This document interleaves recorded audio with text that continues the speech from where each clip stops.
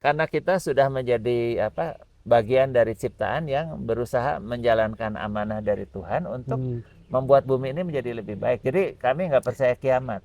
Memang tempat semacam ini tidak mungkin hanya dari income pengunjung. Jadi harus ada donatur. Sampai Sponsor sekarang ada juga. donatur. Ya. Ada donatur yang tiap bulan memberi 2 juta dari dulu sampai sekarang udah 12 tahun ya. Buat apa fokus pada hal yang kurang? Lebih baik fokus pada hal yang bisa ditingkatkan, diperbaiki, dikembangkan supaya bumi Indonesia dan hidup kita menjadi lebih baik. Gitu arahnya. Betul. Jadi itu yang cara pikir yang kami sebut active hope ya. Punya Active hope. harapan tapi tidak pasif. Dari Mengapa ketujuh. Tuhan beristirahat? Karena sudah baik Sudah semuanya. baik Nah, semuanya. buat kami itu bukan terjadi dulu, tapi belum terjadi. Belum Jadi terjadi. Tuhan belum beristirahat saat ini karena sedang menunggu kita bekerja untuk supaya bumi ini makin baik gitu. Oh. Ngopi di teras bareng Rian. Ya, selamat datang kembali di Ngopi di Teras bareng Rian. Kali ini kita berada di Eco Camp Bandung. Eco Camp itu termasuknya daerah Lembang atau di Dago ini? Masih Dago. Bandung, tapi Bandung di bagian utara kota Bandung. Sudah masuk Kabupaten Bandung, Oh, tapi sudah di masuk perbatasan. Kabupaten Ya. Bandung. Jadi kita bakal ngobrol-ngobrol dengan Romo Ferry PR. Ya, Kita sudah janjian kemarin juga. jarang pakai PR saya itu. Oh, jarang pakai. Jadi Romo Ferry Sutrisna Wijaya. Romo Ferry Sutrisna Wijaya. Jadi kita ngobrol-ngobrol. Ini merupakan apa ya? Kalau istilahnya Pak Ronald, connecting the dot. Connecting the dots. Karena ya kemarin ketemu Pak Ronald, kemudian ketemu Bruder Dieng. Pak Sekarang Ronald ini sudah jalan dari sudah Ternate. waktu sebelum, jadi kayak 2 minggu sebelum dia Oke. berangkat, Sekarang kita sudah ngobrol. jalan dia. Ini udah jalan. Kemarin kontak-kontak juga dia, kayaknya udah sampai Halmahera kalau yang lalu. Terus kita ketemu Bruder Dieng, puji Tuhan. Puji Tuhan, hari ini kita ketemu dengan Romo Ferry. Ini semua ya berkat Tuhan lah. Kayak rencananya sudah diatur Tuhan. Tapi sebelum kita ngobrol-ngobrol lebih lanjut, kita mau tanya-tanya tentang latar belakang Romo Ferry. Romo Ferry itu asli Bandung. Asli Bandung, kelahiran Bandung. Kelahiran Tahun Bandung. 1961, 29 Agustus. Jadi Oh. sudah hampir 65 tahun. 61. 65. Oh, enggak, maksudnya kelahirannya 61. 61 betul. Iya. Ya, tapi tetap berkarya terus ya Romo. Jadi awal panggilan Romo dulu pertama kali tuh kok berminat untuk masuk ke sebagai imam tuh kenapa ya dari Ya, dulu? saya sendiri baru dibaptis umur 17 tahun SMA 17. dan tidak pernah punya cita-cita jadi pastor. Keluarga akhirnya Katolik tapi dulunya tidak. Jadi bukan keluarga yang sangat religius begitu. Sesudah SMA masuk kuliah di arsitektur Unpar. Nah, tapi semester 3 saya ikut retret. Nah, di retret itu saya memutuskan untuk masuk seminari. Retret apa ketika itu, Romo? Retret dipimpin oleh Romo Yesuit. Tapi kenapa kok Romo mengambilnya ke PR? Karena nggak pernah berpikir bekerja di luar selain di Bandung. Oh, jadi kepikirannya gitu. Ya. Enggak, saya bukan dibesarkan dengan tradisi religius, tidak banyak teman Romo dan sebagainya. Jadi Romo ya udah di Bandung saja begitu. Romo Ferry berapa bersaudara? 4, ada 4 adik saudara. 3 orang, Oh, wanita berarti semua. nomor 1, Ya. satu-satunya pria dan jadi imam. Ya. Wow, puji Tuhan. Ketika peristiwanya ketika setelah retret itu sebenarnya kalau bisa diceritakan seperti apa, Romo? Kok ada gerakan untuk kayaknya mantep nih gitu? Waktu retret itu ada refleksi yang agak tajam atau dalam begitu ya tentang hidup ini seperti apa sih? Hanya sekedar sekolah, lahir, sekolah, besar, kuliah, kerja gitu ya. Iya. Menikah, punya anak, membesarkan anak, jadi kakek nenek, terus meninggal gitu. Apakah jalur itu saja gitu? Atau menurut saya kok hanya berpikir untuk diri sendiri saja. Jadi akhirnya waktu itu saya memutuskan nggak mau pakai cari jalur yang lain gitu. Terus masuk seminari. Tapi spontan saja sebetulnya pada waktu retret itu. Jadi bukan cita-cita sejak kecil, bukan karena promosi panggilan, enggak sama sekali. Jadi pastor pun enggak jelas, pokoknya mau aja gitu. Nggak jelas. Maksudnya motivasinya tidak sangat jelas. Hanya merasa terpanggil saja, bukan kalau ditanya apakah ingin jadi pastor, tidak. Jadi memang ya panggilan cukup spontan. Mudah-mudahan. Puji Tuhan. Sekarang sudah hampir 36 tahun lebih. Ya. Jadi 36 tahun panggilan. Kemudian melanjutkan studi ketika itu di mana ya Romo? Seminarinya di Bandung, seminari tinggi di Bandung, Di di Bandung. Parahyangan ya. Di Parahyangan. Ya. Sekarang Fakultas Filsafat. Jadi arsiteknya ditinggal. ketika Sama itu. sekali ya. Waktu itu retretnya juga bersama dengan ujian akhir semester. Ya, UAS-nya nggak ikut. nggak Jadi ikut. hanya lulus semester 2, Terus kuliah sampai semester 3. Kalau dari orang tua sendiri ketika itu gimana tuh? Tidak menentang, Hmm, disebut sangat mendukung juga tidak, tetapi mengizinkan dan Mengizinkan. mengatakan ya silahkan kalau mau coba ya, tapi kalau nggak tahan balik lagi pulang aja. Lah, selama pendidikan itu ada kendala ketika itu untuk dalam kemantapan hati tidak ada. dilancarkan Ya sampai lancar saja, teman-temannya juga baik-baik, tapi teman seangkatan saya 1, 2 sudah meninggal, Hmm, 1 kena stroke, kemarin baru operasi prostat, 1 lagi jadi 2 sakit, 1 sehat. Ya, kami tinggal berempat, tapi 2 sudah meninggal. ya. Romo pertama kali pelayanan berarti di mana ketika itu? Waktu tabisan setelah Cirebon. Di Ya, Cirebon tapi diakon dan imam waktu terus tugas pertama sebagai imam penuh di paroki Garut di Garut.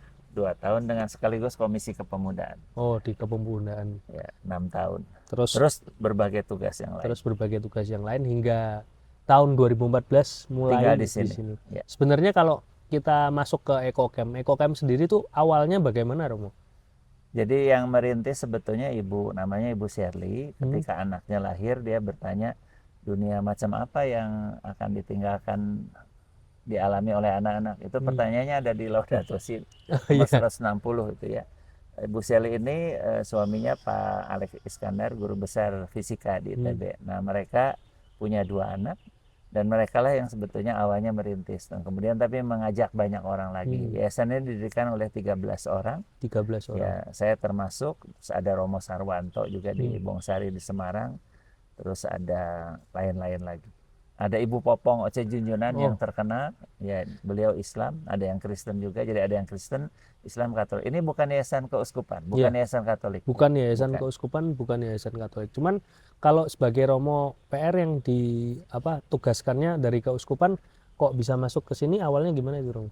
Ya, yang memberi tugas saya pertama kali SK-nya dari Monsieur Suharyo, waktu itu administrator apostolik, kurang lebih beliau, tapi lewat Fikdianya bertanya, mau nggak dibebas tugaskan dari tugas-tugas lain, hanya tugas di sini? Bilang oke, hanya gitu aja. Jadi kemudian ketika Monsieur, tempat ini Ekocamp baru saya pindah ke sini 24 Agustus 2014, udah selesai bangunan. 25 Agustus Monsieur Anton ditabiskan sebagai Uskup Bandung. Ya. Dan sesudah Monsieur Anton ya saya SK-nya dari Monsieur Anton sekarang ini sampai udah 12 tahun. Dan baru tahun 2015 ada Laudato Si. Nah, jadi kami sesuai duluan, banget ya gerakannya. Kami duluan sebelum Laudato Si terbit. Sebelum Laudato Jadi Si. begitu Laudato Si terbit merasa didukung oleh Paus Fransiskus. Kayak searah banget sejalan banget sama Paus ketika itu. Apakah kalau bisa diibaratkan kalau gerakan ini juga tuh termasuk oikumene gitu ya? Romo? Bukan ekumene. Kalau ekumene kan antar gereja. Ya. Kalau ini lintas iman, lintas iman. agama. Kalau karena misalnya staf kami sekarang yang bekerja di sini sekarang 100% Muslim. Kalau lintas iman tuh istilahnya apa ya, Romo? Saya tidak tahu. Bukan ekumene. Bukan ekumene. Berarti Jadi lebih lintas iman beda. dan maksudnya lintas iman tuh ini tidak berbasis agama tertentu. Tidak Jadi berbasis siapapun bisa terlibat, siapapun bisa datang ke tempat ini. Sebenarnya untuk visi misi pertama kali didirikan ini sebenarnya fungsinya untuk apa sih? Pendidikan lingkungan hidup. Pendidikan Tapi lingkungan lebih hidup. pendidikan kesadaran. Jadi bukan terutama how ya misalnya bagaimana pertanian organik. Ada orang datang ke sini mau belajar pertanian, nggak bisa di sini. Bagaimana membuat ini, bagaimana membuat itu, bukan keterampilan, tapi lebih kesadaran. Jadi bukan how tapi why. Why-nya.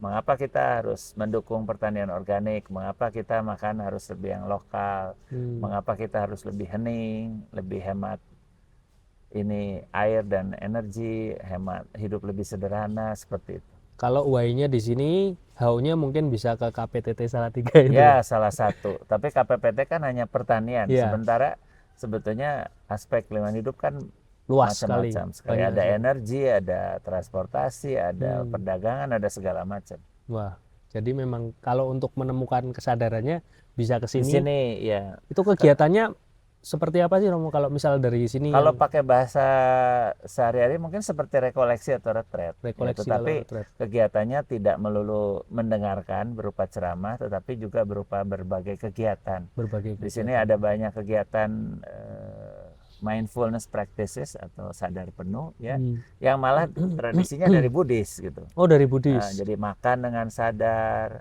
duduk hening, berjalan, walking meditation, eating meditation gitu. Banyak meditasi dengan meditasi membumi ya, Iya.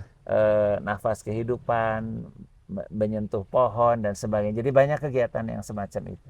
Sebenarnya kalau seperti itu dulu, seperti memaknai itu, Romo dapatnya mulai belajar tentang itu mulai kapan sih? Jadi Kalau Romo pribadi? sebetulnya bukan saya yang memulai semua Hmm. ini gitu ya. Ya maksudnya kalau dari spiritualitasnya Romo pribadi, kok bisa Tidak klop juga. dengan ini? Jadi awalnya itu sebetulnya guru kami itu seorang suster. Suster Namanya Suster Eli Freit, orang Suster Belanda. BKK ya? Ya, BKK, Iya, kemarin Biarawati kita Karya Kesehatan. ngobrol sama Suster BKK juga, Ya. suster di Semarang. Ya, nah Suster Eli itu dulu tahun 70-an pernah tinggal di Solo, terus dia pulang dan kemudian dia belajar macam-macam. Belajar di New Jersey dari Genesis Farm, dari Suster Miriam McGillis, Dominican, belajar macam-macam. Akhirnya dia mendirikan The Harde. Ya, semacam ini The Harde ini ibunya EcoCamp. Oh, The Harde. Harde ini The Garden ya. Di Belanda adalah anaknya dari Genesis Farm yang di New Jersey di Amerika. Jadi ada Genesis Farm tempat Suster Eli belajar. Iya. Kemudian ada The Harde di Belanda. Ini anaknya lagi. Oh, yang di Indonesia. Ya, Anaknya nah di Suster Indonesia. Eli awalnya memberi retret untuk Suster BKK Hmm. di Bandungan mungkin ya, di tempat Suster BKK. Kemudian juga di Giri Sonta. Hmm. Nah, kami diperkenalkan dengan Suster Eli oleh Romo Budiarto Gomulya, SY Oh. ya. Saya kenal lama itu umat Iya. paroki saya di Garut.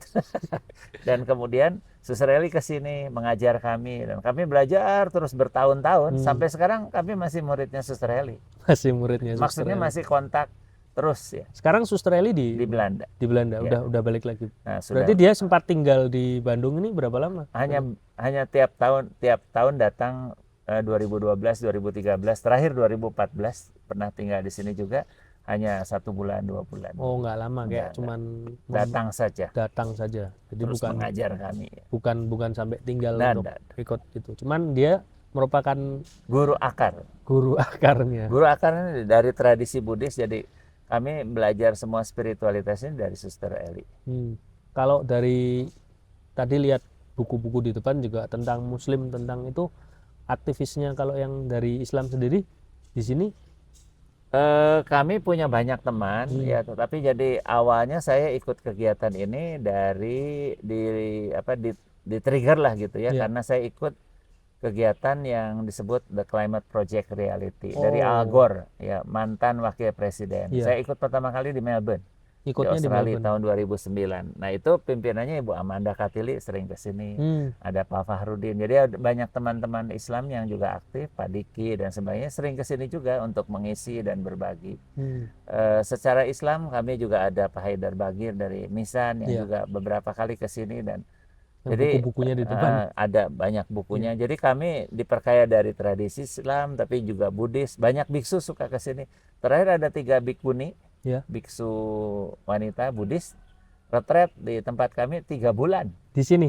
di Eco Circle. Ini ada Oh, Eco Eco Camp, Circle. jadi kami punya 2 komplek di sini. Kalau bedanya Eco Camp itu apa? Eco Circle itu apa? Sama saja, Sama sebenarnya aja. hanya beda 2 lokasi saja. Lokasi yang pertama di sini, Eco Circle baru 2020, dan di sana sekarang lebih sering dipakai untuk retret.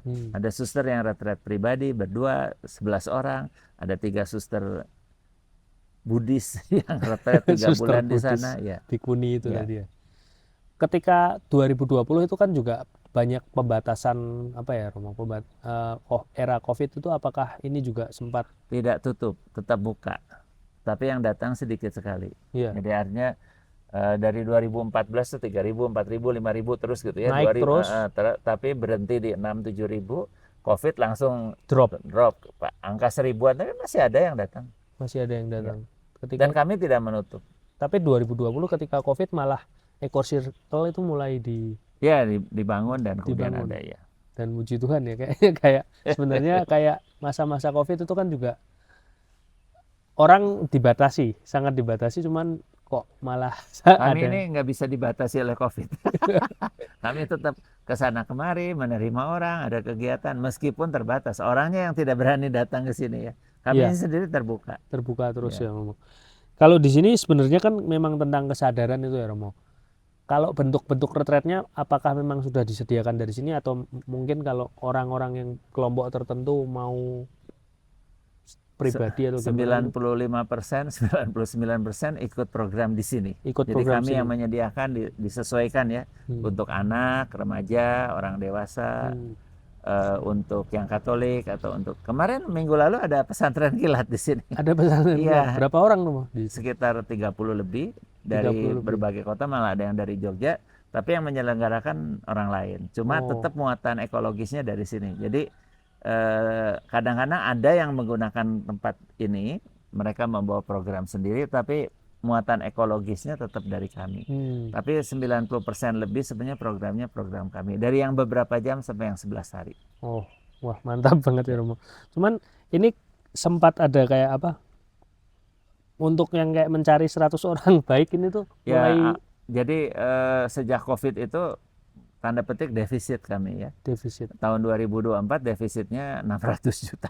2024. 2025 oke lah, sosok gitu ya. 2026 ini Januari defisit 60 juta, Februari defisit 50 juta tiap bulan begitu ya. Kami masih berjuang terus, jadi memang tempat semacam ini tidak mungkin hanya dari income pengunjung. Jadi harus ada donatur. Sampai Sponsor sekarang juga. ada donatur. Ada donatur yang tiap bulan memberi 2 juta dari dulu sampai sekarang udah 12 tahun ya. Ada yang sekali-sekali memberi 100.000, 10 juta, macam-macam. Ada The Body Shop di atas juga tiap bulan memberi sebagian hasilnya didonasikan untuk kami juga. Jadi kami memang masih butuh dukungan orang-orang yang mungkin menyumbang dari berapapun gitu, tapi reguler. Nah, kalau persentase donasi bisa sekitar 30%, 40%, kami aman ya. Berarti nanti kita bakal tampilkan juga di sini Romo. Oke, untuk terima maksudnya kasih. untuk apa Terima namanya? kasih. Untuk yang bisa Siapa tahu ada berdonasi yang ya, bingung mau donasi kemana. bisa kayak Kokemp ini Iya. juga, karena dari 2014 Romo masuk ke sini. Itu pertama kali kendalanya Romo untuk menyesuaikan dengan flow-nya di sini gimana Mo? Tidak terlalu sih. Langsung. Ya lancar-lancar, karena sebetulnya bukan 2014. Oh, dari Tapi kan awal ya, dirintisnya lebih dari 2002. 2001. 2002 ya sudah dimulai, bukan di tempat ini, jadi sudah di beberapa tempat yang lain. Tapi bukan Eco Camp ya namanya. Ketika Dulu itu namanya Spirit Camp dan pertama sebagainya. kali di mana sih Mo? Pertama kali di Grahapus, Pak. Namanya Spirit Camp. Itu gerakan aja bentuknya, berarti belum punya tempat Dulu itu. masih Yayasan Sahabat Anak. Jadi idenya adalah dunia macam apa untuk anak-anak. Jadi bikin tempat main anak-anak saja. Awalnya tuh memang tujuannya untuk anak-anak. Ya, awalnya. Tapi sekarang jadi lebih luas. Lebih luas. Ya. Dulu yayasannya namanya Yayasan Sahabat Anak, sekarang Yayasan Sahabat Lingkungan Hidup. Jadi tempat sudah pindah beberapa kali. Sudah pindah beberapa kali. Ini yang permanen. Terakhir, mudah-mudahan. Permanen. Yang tempat-tempat lain bayar sewa atau apa begitu. Kalau ini udah tempat sendiri sekarang. Kita di tempat ini tanah yang sudah dimiliki yayasan, tapi yang di depan itu masih dipinjamkan. Yang ini sudah dibeli ya atas bantuan donatur juga. Tapi yang ke sana ini batasnya nih. Batasnya sini. Ya, ini 3075 sudah dibeli milik yayasan. Kemudian ke sana 2400 masih dipinjamkan oleh satu keluarga. Kalau Eco Circle sudah milik sendiri. Sudah milik sendiri juga. Juga atas bantuan donatur.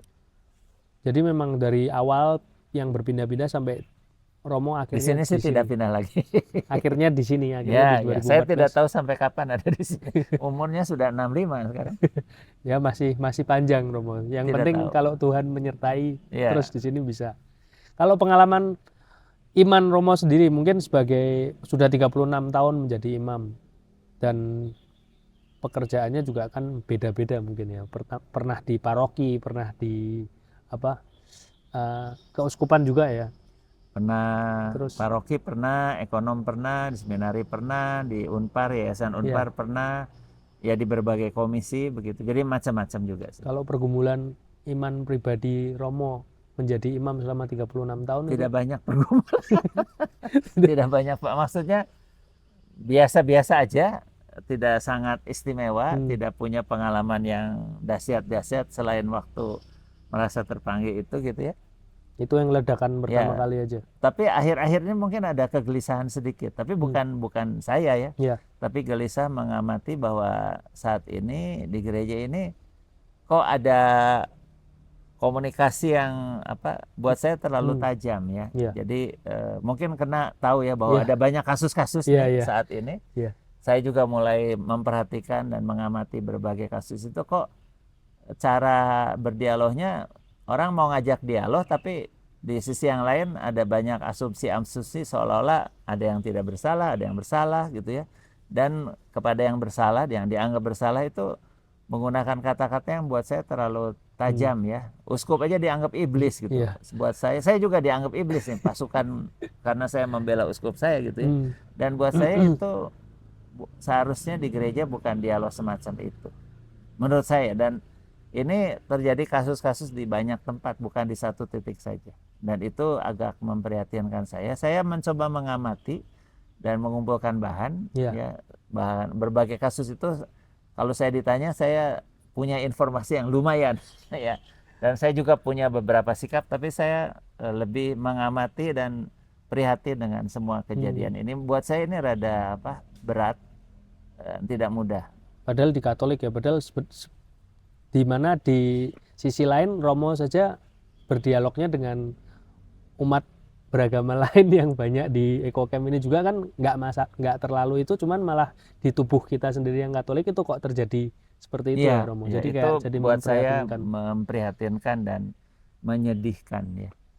Kok mengapa harus begitu gitu? Di satu tubuh yang sebenarnya hierarkinya juga kan Saya jelas. merasa ini seperti ada gunung es gini ya, fenomena gunung es yang tampak di permukaan itu kan kecil. Iya. Di sini tuh kasus di Bogor, di Momere, di Merauke, di macam-macam gitu ya. Tapi yang di dalam sini memang masalah hubungan imam dengan awam, dengan uskup, kepemimpinan, governance, tata kelola, keterbukaan di dalam gereja, segala yang sebenarnya bisa kita bicarakan. Tapi Tapi jangan yang ini saya setuju bahwa harus dibicarakan ya. Tapi enggak usah di sininya tuh pakai bahasa-bahasa yang memojokkan, menuduh, mempersalahkan begitu. Harusnya bahasa-bahasa yang lebih dialogal ya, mau mendengarkan, mau memahami, bahkan mau memaafkan juga dan sebagainya, bukan saling menusuk begitu. Jadi sininya ini bisa berubah-ubah kasus ini ya. Tapi yang di sini memang harus dibereskan. Saya sedang berusaha juga mencari jalan bagaimana yang di sini juga dibereskan ya. Saya mendukung dialog, saya mendukung keterbukaan dan sebagainya. Ya karena yang di sini itu yang terekspos media. Ya, media sosial bisa dan di media diakses. sudah tidak jelas, tidak ada benar dan salah, semua bisa bicara begitu saja. Ya kalau dari menanggapi media sosial saat ini, itu keresahan Romo sendiri kalau tentang media sosial itu gimana? Satu, kita tidak bisa terhindar dari media sosial. Saya sendiri tidak aktif ya. Ya, cuman maksudnya tidak di punya sini TikTok, pun kan juga tidak punya Instagram, tidak punya Facebook, tapi kan mendengar gitu ya. Jadi kita tidak bisa menghapus lari dari itu. Cuma saya berharap teman-teman atau orang-orang yang aktif di situ masuk di situ dengan cara pikir yang lebih seimbang, tidak saling menyalahkan, membuka dialog. Itu harapan saja, tapi saya sendiri tidak aktif. Jadi ya itu ya Romo, cuman sebagai penonton kali ya. Ya. Kadang-kadang saya masuk, tapi juga ya saya tidak punya jalur seperti itu saat ini ya. Ya. Terus untuk kalau memang ya di tubuh Katolik sendiri juga sedang ada permasalahan, tapi ya semoga itulah ada jalan keluar yang terbaik dari Tuhan lah. Kalau kita percaya juga semua yang sudah diberikan Tuhan kan pasti. Kayaknya kamu lebih percaya Tuhan daripada saya. Enggak, Romo. Ya enggak. Dia tahu awalnya ya karena ya saya kira betul ya. Mudah-mudahan saya satu kali mau hubungi salah satu senior, saya bilang, "Pak, gimana nih situasi ini?" Romo harus percaya kita ini Tuhan pasti melindungi. Oke, Pak. Ya kenyataannya gereja sudah 2000 tahun Ya, masih dilindungi, masih dijaga sampai saat ini. kadangkala kekhawatiran manusia itu yang bikin apa retakan-retakan rambut kalau saya bilang ya. Tapi sebenarnya itu juga nggak ngefek sebenarnya, karena kalau Tuhan bilang ini akan tetap berdiri ya sampai Ya, kapanpun masih itu akan tetap akan berdiri. Saya masih yakin, masanya masih tetap Ya, Katolik.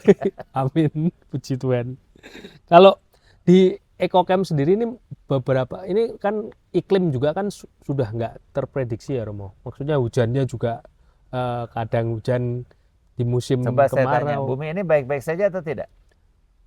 Bumi ini kita kalau kita bilang tidak baik-baik saja, tapi nyatanya juga bumi itu sebenarnya nggak kenapa-napa juga. Iya, jadi apa istilah bumi tidak baik-baik saja, Indonesia tidak baik-baik saja, begitu ya? Ya, Kami di sini mau menawarkan cara melihat yang lain. Jadi saya sering menggunakan istilah sekarang 721, ini istilah saya saja. ya, 70% kita itu biasa-biasa saja. ya, 20% adalah hal-hal yang baik. 10% adalah hal yang negatif. Ada ya Ya. kekurangan dan sebagainya. Nah, jangan fokus pada yang kekurangan. 10% itu. Ya, tapi mari fokus, bisa nggak berusaha supaya yang 20% ini bisa jadi 30, 40, makin menjadi lebih baik. Jadi kita harus berjuang supaya bumi ini, Indonesia ini semakin membaik. Semakin Saya membaik. menemukan buku dari Hannah Ritchie tahun 2024, namanya Not the End of the World. Dan dia bilang, nggak betul bahwa bumi ini makin buruk. Misalnya total emisi per kapita global itu kalau dulunya naik terus ya, sekarang sudah turun. Deforestasi, penggundulan hutan itu dulunya naik terus, sekarang sudah turun, bahkan sudah reforestasi. Jadi ada tanda-tanda perbaikan. Nah, kita harus bekerja di wilayah yang 20% itu, yang membuat Indonesia, bumi ini menjadi semakin membaik. Dan jangan lagi terlalu banyak mengeluh di yang 10%. Ya, Buat apa fokus pada hal yang kurang, lebih baik fokus pada hal yang bisa ditingkatkan, diperbaiki, dikembangkan supaya bumi Indonesia dan hidup kita menjadi lebih baik. Gitu Betul. arahnya. Jadi itu yang cara pikir yang kami sebut active hope ya. Punya Active harapan tapi tidak pasif.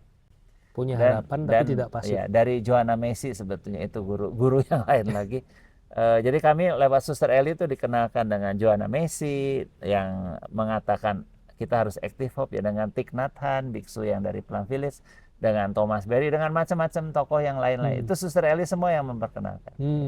Kalau yang Romo kayaknya sempat ngobrol juga tentang Thomas Berry itu, sebenarnya yang Romo pelajari tentang dari Thomas Berry itu apa saja? Thomas Berry yang memperkenalkan sekali lagi Suster Eli ya. Thomas Berry seorang pastor pasionis yang sudah puluhan tahun yang lalu gitu. Jadi sebelum Laudato Si sudah punya visi kosmologis. Dan belajarnya dari Teilhard de Chardin ya, yang imam Yesuit. Kalau Thomas Berry sendiri pasionis. Ya. Pasionis. Ya, dan dia punya visi kosmos, bahwa kosmos itu satu sangat unik, sangat beragam, tapi yang unik dan beragam itu hidup dalam keterpaduan. Dan dia mengatakan kita ini terlalu sibuk ngurusin hubungan dengan Tuhan, dengan sesama, tapi lupa dengan alam, termasuk agama-agama. Jadi masa depan bumi ini, masa depan kehidupan tergantung juga bagaimana kita membangun relasi yang subjek dan subjek dengan semua yang ada di semesta alam. Bukan subjek dengan objek ya. Kita memanipulasi, kita memanfaatkan semuanya. Kan gerakan yang terlalu antroposentris itu pusatnya manusia. Manusia bisa bebas apa saja. Iya, tidak, ini kosmo ya, yang lebih semua saling terhubung, dan kita menghargai keterhubungan itu dan menganggap yang lain juga sebagai subjek. Dalam bahasa Asisi, semua saudara dan saudari. Ya. Jadi sebenarnya saling berhubungan. Thomas Berry kurang lebih ke arah sana. Lebih ke arah ke kosmos. Sebenarnya spiritualitas ekologi yang visinya mengenai keterhubungan semua yang ada di alam ciptaan. Wow. Ya memang. Sebenarnya itu kisah kejadian. Iya, kejadian. Kemarin itu Brother Dieng pun ngomong. Saya juga Brother Dieng pernah kesini juga. Iya, dia ngomong tentang kitab Kejadian lagi, balik-baliknya, karena manusia kan alam diciptakan terlebih dahulu daripada kami punya tafsiran Kejadian yang beda sendiri. Gimana tuh, Romo? Bukan beda sendiri. Iya, gimana? Jadi, kan bumi diciptakan gitu kan? Ya. Hari berapa Tuhan beristirahat? 7. Hari Mengapa ke-7. Tuhan beristirahat?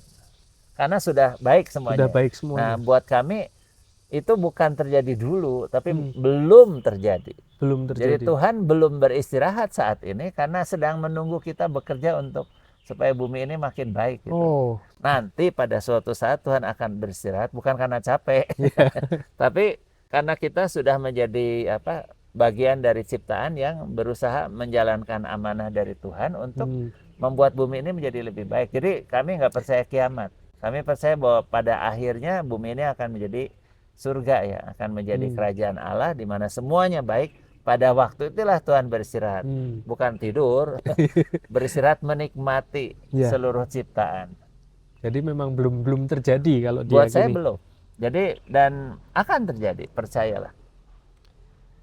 Kalau itu Romo, apa namanya, memang ya seringkali kan kalau kita ya antroposentros tadi ya, kalau Romo Antroposentris. antroposentris ya, fokus pada manusia terus, jadi fokus pada apa, hedonisme juga, kayak kita mencukup apa, pengen terus, tapi tidak memperhatikan alam sekitar yang Kalau ini dieksploitasi. kosmosentris, jadi melihat seluruh Alam ciptaan ciptaan sebagai tadi yang unik, beragam, tapi semua hidup dalam keterpaduan, saling terhubung, interconnected. interkoneksi. Dan itu sebenarnya spiritualitas ekologi. Ya, jadi spiritualitas ekologi adalah kesadaran bahwa semua ciptaan itu terhubung. Dan kita bagian dari ciptaan itu yang diberi tugas untuk merawat keterhubungan itu. Merawat keterhubungan. Kalau secara konkretnya tuh gimana Romo, kalau kita bisa Ya, merawat merawat keterhubungannya itu? pohon, merawat alam, merawat sumber air, merawat tubuh kita juga, merawat orang lain. Jadi bukan hanya alam ya, tetapi juga Kosmos sesama, semua itu ya. merawat hubungan antar umat yang beragama, yang lintas suku, semuanya merawat kehidupan. Jadi belajar ekologi bukan hanya memisahkan sampah, bahkan sebetulnya juga bagaimana membangun keterhubungan antara semua ciptaan. Jadi ada pohon, ada hewan, ada manusia, ada alam, ada air. Bagaimana itu semua dijaga tetap seperti Tuhan cita-citakan. Seperti Tuhan cita-citakan. Ya. Kalau di sini pertama kali dulu Romo tuh masih bentuknya, ketika tanah itu Romo juga ikut diproses dalam Ya, jadi penanaman dulu ini. di sini ada rumah 2 yang sudah rusak, Ya. kemudian dibangun kembali. Maksudnya dihancurkan terus dibangun. Jadi kan ruang. Jadi tapi ini semua pohon sebagian besar sudah ada. Kami pun menanam banyak ya. Kami menanam banyak sekali, tapi sebagian yang besar-besar sudah ada sebelumnya. Yang besar-besar memang udah ada. Sudah ada. Apakah ada konsep tertentu dalam penanaman Tidak pohon di ada. sini? Tidak ada. Ini dibuat, kalau Santo Francis bilang manusia ini terlalu banyak ngatur katanya. Jadi biarkanlah alam juga tumbuh apa adanya juga gitu. Jadi nggak ada kayak keilmuan Tidak ada, tertentu, tidak ada. harus pohon ini dengan Nah, itu. kita nanam segala aja yang ada. Punya pohon ini tanam, punya pohon itu tanam. Pernah nanam kelapa banyak sekali, pohon damar banyak sekali gitu. Pokoknya ada tanaman, tanam. Nggak ada pakemnya Tidak berarti ada, ya, Bu? tidak ada. Kadang-kala kalau Pakemnya adalah semakin beragam semakin baik, semakin beragam semakin baik. bukan satu jenis. Butuh berapa lama Romo untuk kayak menciptakan? Sebetulnya waktu awal sekali lagi pohonnya udah ada ya. Ya, yang Yang gede-gede. sana tuh, yang tebing-tebing sana itu dulunya ini tanah yang urugan, ini tanah urugan berangkal. Oh, Ya, tapi kemudian kami tutup, kami ratakan. Dulu ditanami rumput karena masih ada matahari. Lama-lama rumput juga mati. rumput mati. Ya karena nggak ada matahari ya, makin rimbun. Terus kami tanami sekarang mutiara yang jadi cover crop, itu tanaman yang menutup permukaan. Sekarang udah penuh tuh mutiaranya. Iya. Ya sebenarnya dalam 2-3 tahun pertama sudah hijau seperti Sudah ini. hijau Sampai gini. sekarang makin joro-yoro. Makin beragam. Tapi saya pikir tadi ada konsep tertentu, Tidak ternyata ada. nggak ada. Tidak ada. Pokoknya ada tanaman apa ya, Tanam ditaruh saja. Ya, aja. orang ngasih, ini ada pohon ini mau ditanam nggak? Oke. Kalau Dulu pernah ada koleksi tanaman herba juga di sini. herbal. Ya karena salah satu pendiri Bu Marta Tilaar dulu ada iya, lebih iya. dari 100 tanaman herba. Tapi ya sekarang tumbuh begitu saja. Kalau untuk produk-produk yang berdiri di sini mungkin bisa dimention apa aja, Romo? Maksudnya kayak yang Kami dari itu perusahaan. tidak jualan produk sebetulnya. Meskipun bukan tidak ada ya. Iya. Jadi kami di sini punya makanan-makanan yang tanda petik vegetarian. Ya yang makanan lokal, bumbu lokal yang tidak daging, tidak ikan gitu ya. Banyak pakai jamur, kedelai dan sebagainya. Kemudian juga ada essential oil, bukan produksi, hanya campur-campur saja. Ada, sebetulnya kami tidak fokus pada jualan meskipun ada gitu ya. Itu tapi kayak semacam toko gitu, Ya maksudnya ada yang tapi dibuka. kecil dan tidak mendatangkan income yang besar, tidak. Buku juga ada, tapi bukan, ada buku Katolik, ada dokumen-dokumen Ya, gereja, ada bebas buku-buku ya. Islam, ada buku-buku yang saya terbitkan, tapi juga itu bukan sumber income. Jadi income kami dari donasi, dari pengunjung. Nah, tapi kalau pengunjung saja memang tadi Nggak bisa, nggak defisit mencukupi, ya, ya, harus ada defisit. sebagian, mungkin 30-40% dari donasi. Maka kami sudah mengurangi overhead cost, mengurangi karyawan, tapi tetap saja tiap bulan kalau nggak punya tanda petik 100 juta defisit. Kalau Ekokem gerakannya keluar sendiri di luar Ekokem ini ada nggak, Romo? Saya cukup banyak diundang ke berbagai keuskupan. Ya, artinya pernah ke Ambon, pernah ke Ruteng, nanti bulan depan bulan ini ke Medan, bulan depan ke Pangkal Pinang. Jadi ke berbagai keuskupan lain juga Untuk memberikan diundang. Ya, retret itu tentang yang ekologis. paling jauh kami dulu agak unik nih ya. Ya, Jadi kami diundang oleh Suster Ursulin ke Kamboja. ke Jauh, Kamboja. itu paling jauh. Pesertanya Buddhis semua. Penerjemahnya seorang Romo Yesuit. Tuan rumahnya keuskupan di sana, keuskupan Batambang. Uskupnya seorang Yesuit juga. Tim kami berangkat dari sini 4 tahun berturut-turut, setiap tahun 4 orang. Kadang-kadang 100% Muslim. Jadi yang undang Yesuit dan Ursulin dan Yesuit. Pesertanya Buddha, Tuan rumahnya Buddhis. keuskupan, pesertanya Buddhis, tapi tim kami Muslim semua. Saya ikut 1 kali dari 4 kali, saya 1 kali pergi Ikut ke 1 kali. itu yang paling jauh. Pernah minta memberi retret di Kupang untuk SD Katolik, tim kami yang berangkat Islam semua. Jadi agak lucu-lucu Unik juga ya. Anak-anak dari Loyola pernah datang ke sini, DKKL-nya. DKKL-nya. Terus mereka ikut pelatihan di sini 5 hari tahun 2014, dan kemudian mereka mentraining, memberi pelatihan untuk seluruh siswa Loyola dan guru-guru. Wow. Berarti memang menyebarkan. Terus dari Fakultas Ilmu Kesehatan dari Universitas Musikaritas di Palembang juga mahasiswanya ke sini 2 kali, ada 40-an orang. Terus kami bantu ke sana dan mentraining seluruh mahasiswa di Palembang. Jadi pernah begitu juga. Ke Ambarawa pernah, ke Metro juga pernah. Ya. Ceritanya unik, banyak yang unik berarti ya, Romo. Lumayan. Tapi ketika di Kamboja itu yang Romo berikan ya juga materinya juga tentang lingkungan hidup. Dan pesertanya banyak kan Buddhis. Bukan banyak, hampir 100% Buddhis, penyelenggaranya Katolik, tim kami Islam. Ya, barangkali salah satu hal yang tapi yang menyatukan ekologi. Ya karena bumi ini kan bukan planet Katolik.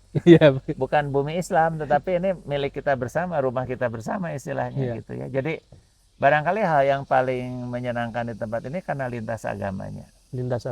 Bahwa beda agama pun kita berjuang untuk satu berusaha supaya kehidupan kita menjadi semakin membaik. Amin. Kalau kemarin Bruder Dieng juga kan cerita tentang apa yang dalam kitab suci, firman apa yang paling mengena di dia tentang kejadian apa.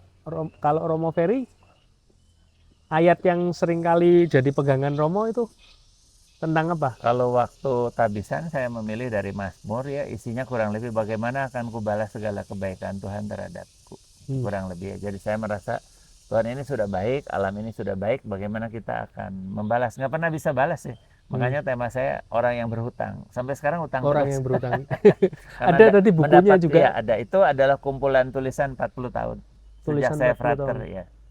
Oh, itu yang berhutang itu. Ya, jejak orang berhutang itu buku kumpulan tulisan saya sejak frater sampai sekarang. Ada 100 tulisan lebih. Itu udah diseleksi ya. Iya. Nah, isinya lebih banyak tentang gereja sebetulnya. Romo sendiri sudah nulis berapa buku?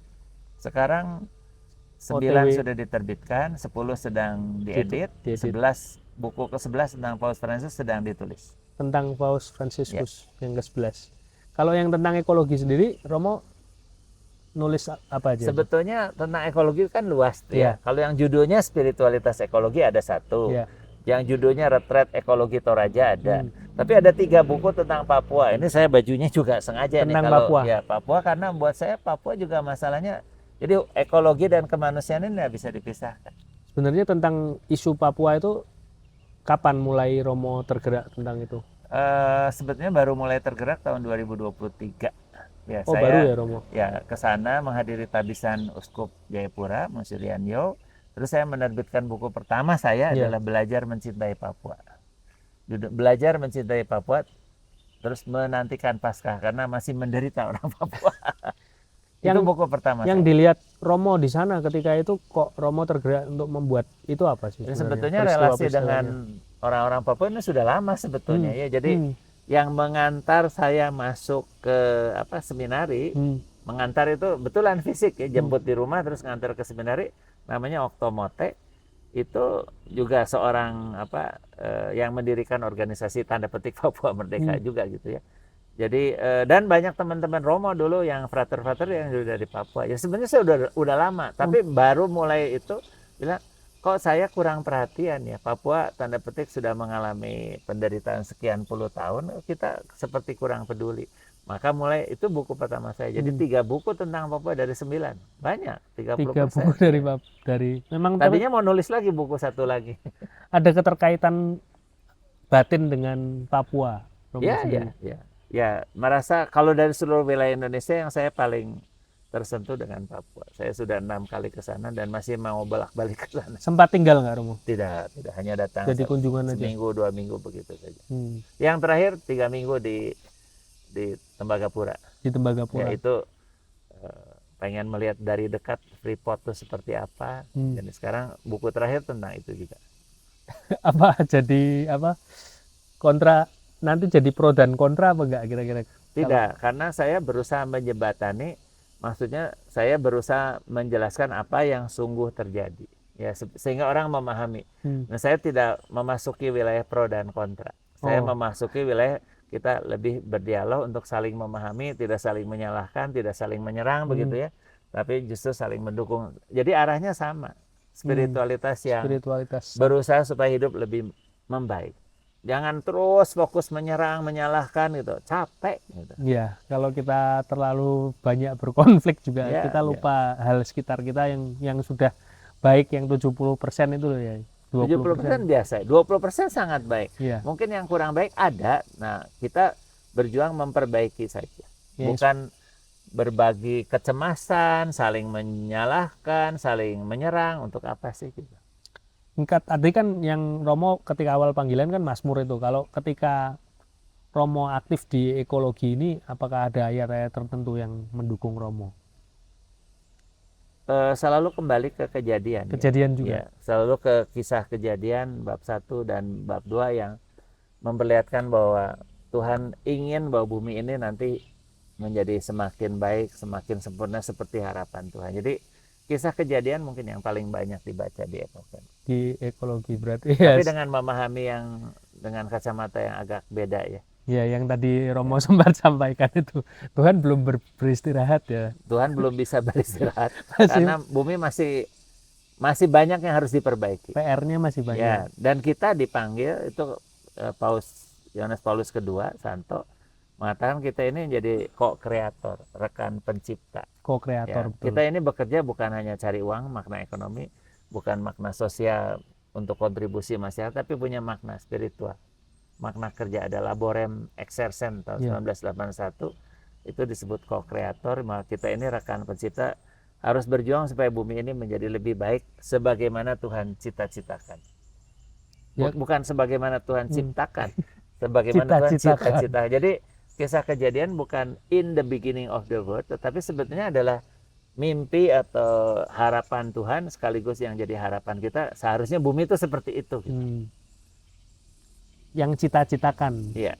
Kita juga sebagai rekan, bukan cuman ongkang-ongkang kaki ya. Kita juga harus ikut supaya dunia ini makin menjadi lebih baik. Sekali lagi bukan cuma soal alam ya, tetapi termasuk dengan hubungan dengan manusia. Dengan umat, yang beda suku, beda agama dan sebagainya.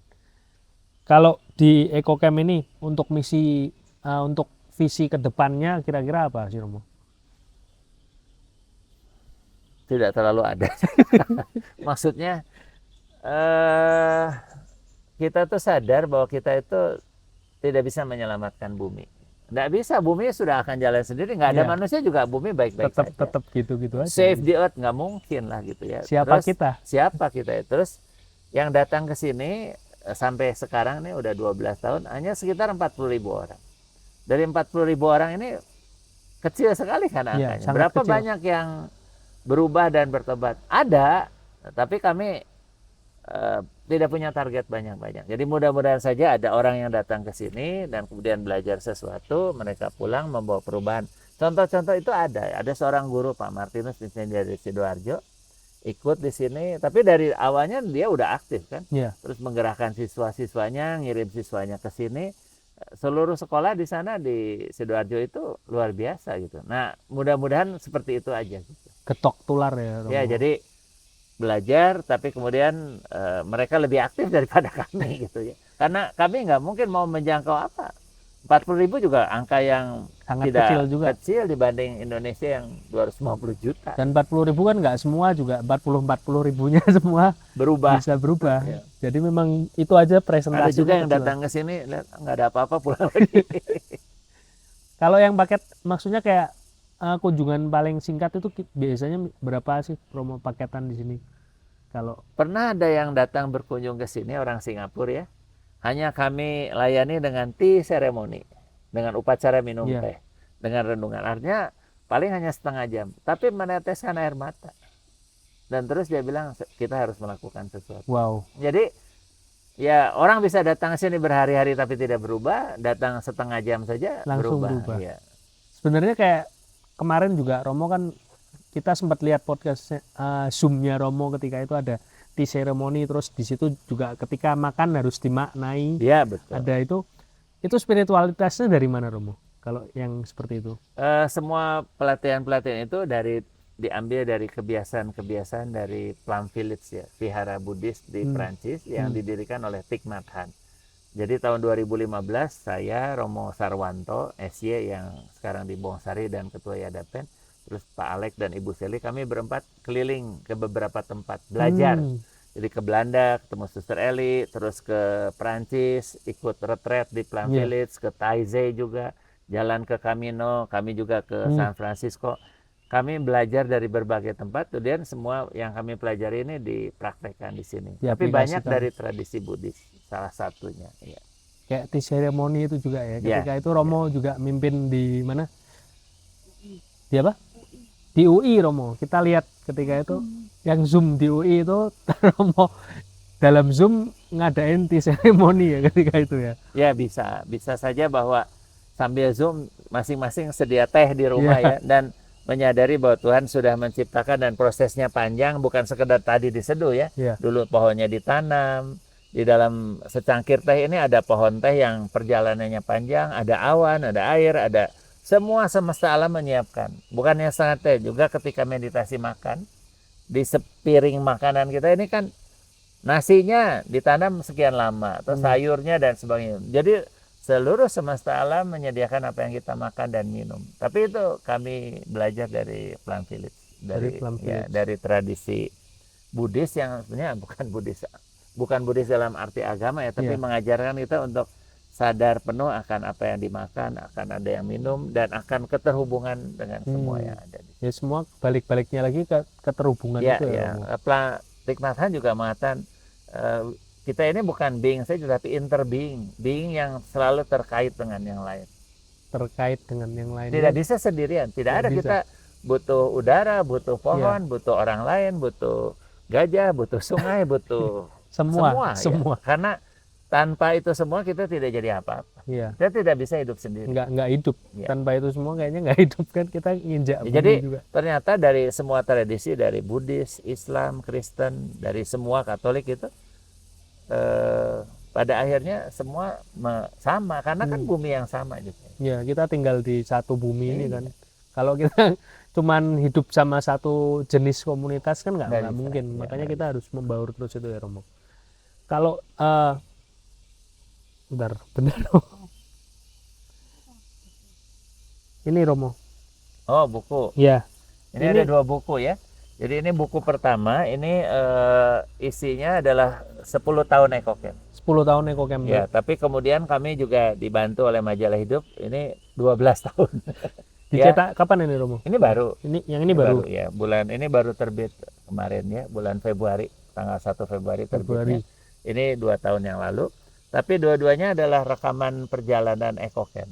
Jadi apa saja yang programnya, apa yang kita lakukan, kesan-kesannya segala macam ada di Ini semua bisa di sini. dibeli di mana, Romo? Ya, jadi bisa, kalau ini majalah hidup. Ya enggak yang Ya ini ada di sini. Tapi kalau mau beli silahkan. Tapi kalau nggak mau beli nanti tolong ditulis saja ya nomor WA saya. oh iya nanti Saya bisa dicantumkan di sini. dihubungi dan bisa minta PDF-nya. Saya juga bisa berbagi semua bahan Wow. referensi tentang Paus Fransiskus, tentang Paus Leo, tentang ekologi, tentang Papua, tentang macam-macam yang saya kumpulkan untuk referensi supaya kita lebih memahami apa yang terjadi. Wow, mantap sekali. Itu boleh dikirim, asal kirim WA kepada saya 0811 22 32 77. Nanti ditulis ya. Nanti WA ke Romo langsung bisa kontak. Tapi jangan lupa nama dan dari mana gitu.